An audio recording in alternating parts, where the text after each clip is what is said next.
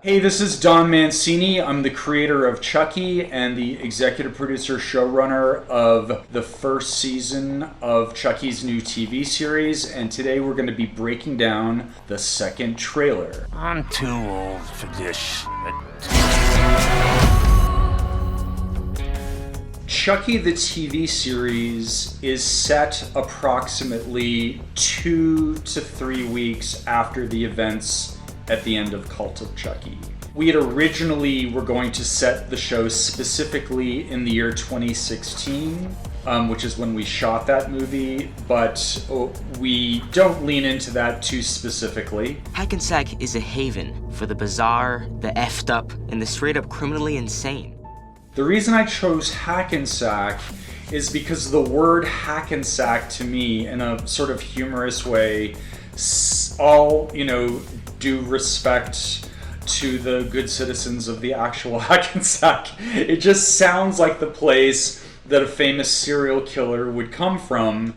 I knew that because fans knew that this is where Chucky hails from, that would be really interesting venue for 8 episodes of ongoing Chucky mayhem to occur there. The show takes place on and around Halloween. We have actually a discrete Halloween episode. The entire episode takes place in Halloween.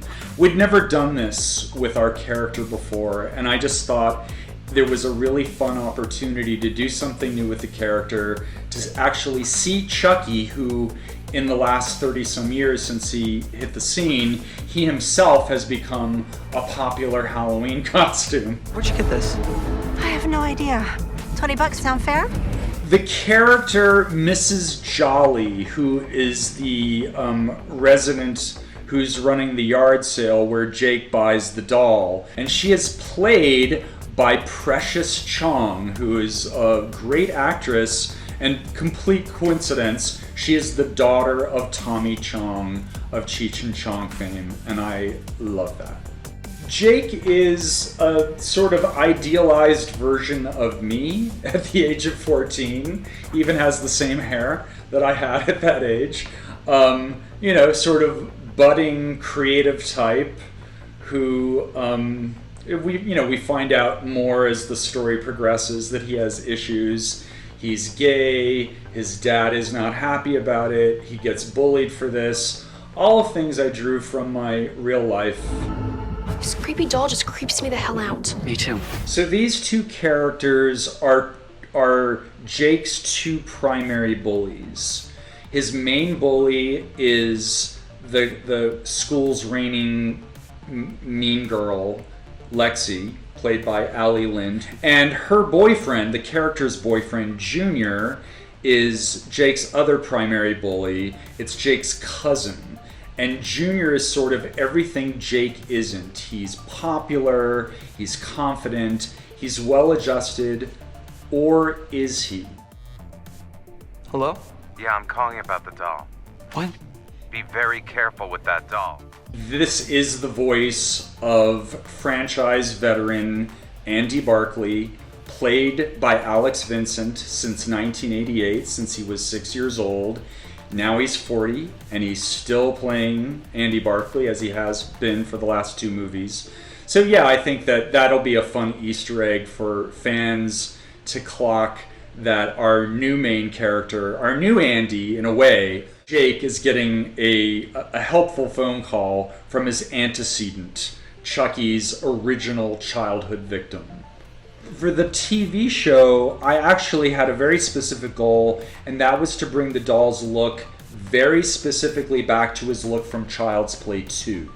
Because that is, over the years I've heard, is the fan favorite film among all of them, is Child's Play 2.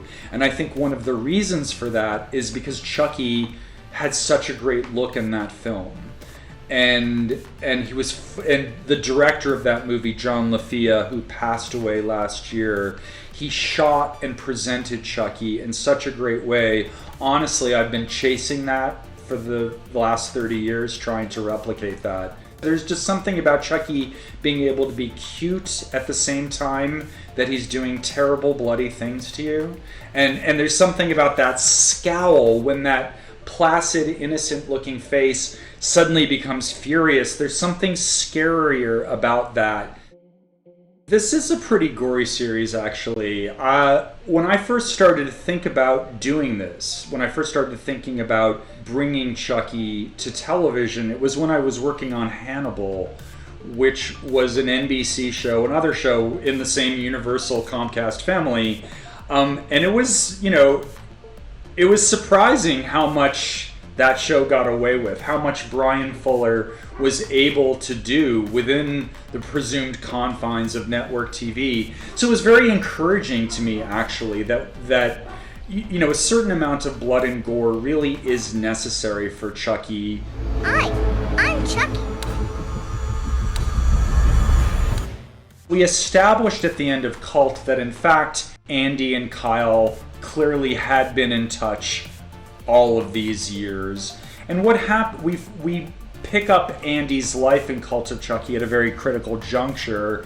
What we established at the end of Cult, and we sort of developed that and picked that up, as I said, it's just 2 weeks after the events of Cult, and that she's the one who breaks him out of the mental hospital where we left him at the end of the movie, and now they have this mission to go and stop Chucky at all costs. Hello, Chucky. At the end of Cult, Nika, possessed by Chucky, goes driving off with Chucky's bride, Tiffany, played by Jennifer Tilly. In the show, we pick up that thread, and we develop that and see what has been going on between these characters since the movie. Long time no see. Today is my lucky day. Nika and Tiffany become quite important players in the ongoing 8-episode saga here. Takes a while for them to show up, but once they do, they're around in a very important way. He's back in his hometown on a mission. We have big plans for this place. So what you're seeing in that moment when Tiffany is with the real estate agent and she says, rather tantalizingly, we have big plans for this place. Chucky clearly has an agenda here. Chucky has a reason for coming home.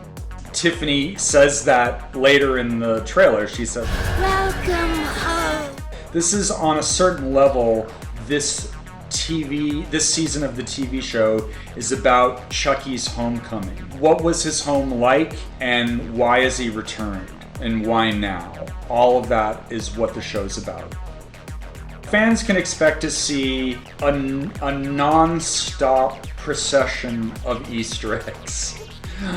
Because I myself find them irresistible as a fan. When I'm a fan of something, I always enjoy that, and I think when they're carefully deployed, as long as they're not distracting for newcomers, if they're not taken out of the story, for die-hard fans, I think they will find something to titter about delightedly, continuously throughout the show, because that is one of the advantages of having 7 movies over the course of 30-some years.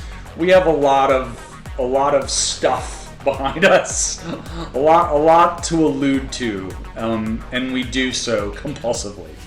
It's kill or be killed. Anyway, thank you guys so much for watching the trailer and listening to me blab about it. I like nothing better than to blab about my work, so I appreciate the opportunity. I hope you love the show, and let me know what you think on social media when it starts airing. Thanks a lot.